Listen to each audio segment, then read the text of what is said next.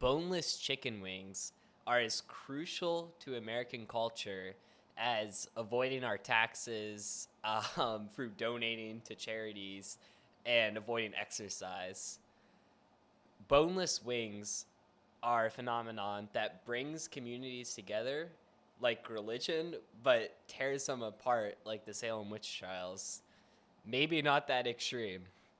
I would love to say this danger of dying from chicken wings is why I personally don't eat them.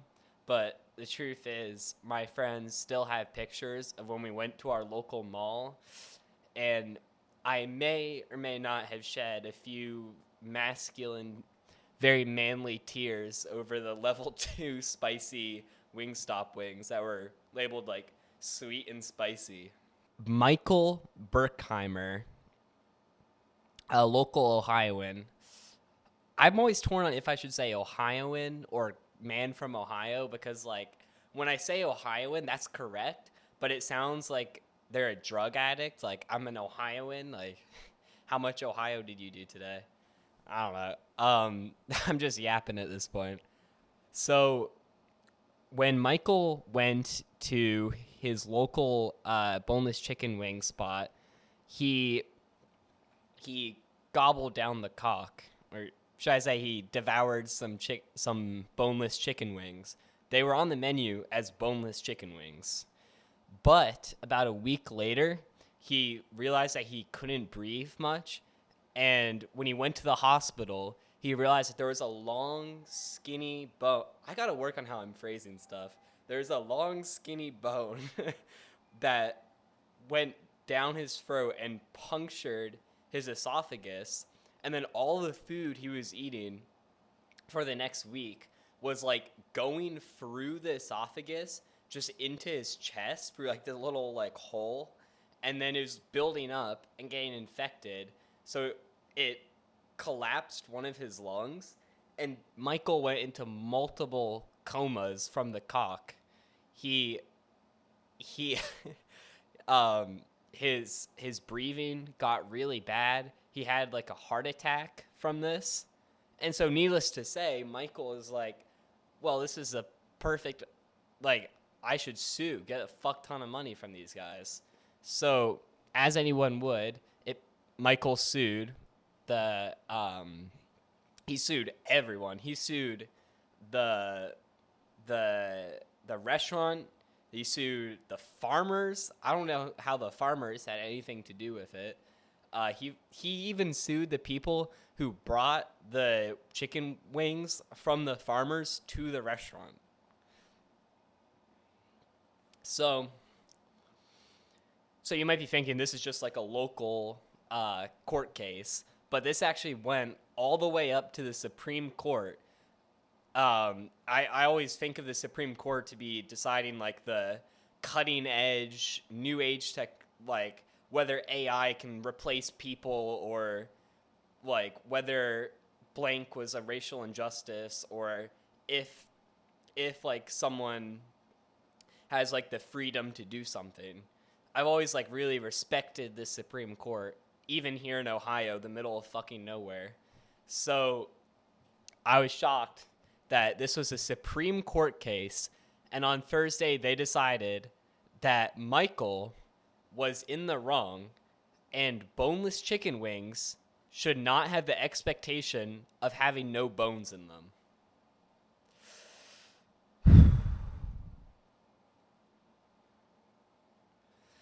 The majority opinion was summed up by Justice Joseph T. Brace yourselves. A diner reading boneless wings on a menu would no more believe that a restaurant was warranting the absence of bones in the items than believing that the items were made from chicken wings, just as a person eating chicken fingers would know that he had not been served severed fingers. Justice Joseph T. wrote this on Thursday for the consensus. Now, I'm not sure how someone this retarded made it as a Supreme Court justice, but even a 2-year-old knows that chicken fingers aren't fingers. It's not like they got Barney's like super super chubby fingers, chopped them off, and then put them on a plate for you. Everyone knows that chicken fingers aren't fingers, unless it's like one of those prank channels where they put like a dead body part in the food and then afterwards they're like, oh, it's just a prank, bro, just a prank. I saw one of those where a guy like put a used condom in his mom's food, and then afterwards he was like, it's just a prank, and then she just started beating him, rightfully so. Anyway, so I believe that the average American is going to see boneless wings and assume that there's no bones in them. Myself included. There was a thing with McDonald's back in the day where a competing restaurant offered a third pounder burger for cheaper than McDonald's quarter pounder burger, but no one ordered it because everyone thought that a third pounder was less than a quarter pounder.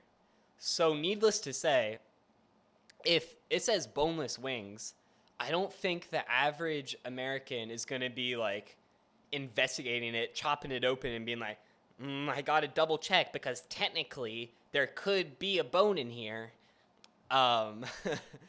It's just common sense. It's like, so I don't know, like, do they want it to be like Russian roulette with your chicken wings, where it's like, well, one of the 5 chicken wings you might choke on and die. You have to be really, instead of a revolver, it's like, you just like, you don't drink water and you like quickly eat five boneless wings and one of them has a bone in it. Surprise, surprise, you're choking and suffocating on the ground. I don't know why I'm so passionate about this ruling over chicken wings when I don't eat chicken wings. I just thought it was a questionable use of taxpayer time, resources, dollars.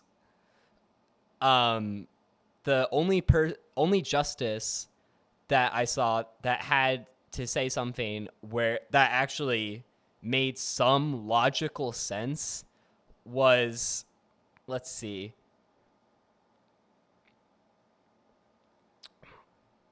was Justice Michael P. Donnelly, who wrote in dissent, when they read the word boneless, they think that it means without bones, as do all sensible people. Now, I don't know, like, if the majority of justices were, like, being paid off money by, like, the evil Wingstop corporations, or if they all just, like, smoked their crack pipe on the way to work. But, anywho, I don't know when a disassociation happened, but the Supreme Court justices who decided that boneless wings doesn't mean boneless, they said that because it's a recipe, that means that it doesn't actually have to be what it says it is because it's just the name of the recipe. But that just doesn't make sense. If I order a chicken breast from a restaurant and it's pork, then that just doesn't fly. I don't care if it's technically the name of the recipe. It's just false advertising. That's like if a car salesman sold their cars to be self-driving, and then when you got it, it didn't. But they're like, oh, well, self-driving was just the name of the vehicle. So the other really interesting thing that Justice Donnelly wrote is the question must be asked, does anyone really believe that the parents in this country who feed their young children boneless wings or chicken tenders or chicken nuggets or chicken fingers expects bones to be in the chicken? Of course they don't. Now, this is a whole nother perspective that I didn't even look at, which is that when the whole family is enjoying the cock, the chicken, the parents, they can buy their kids boneless wings because they know that there's not anything for them to choke on.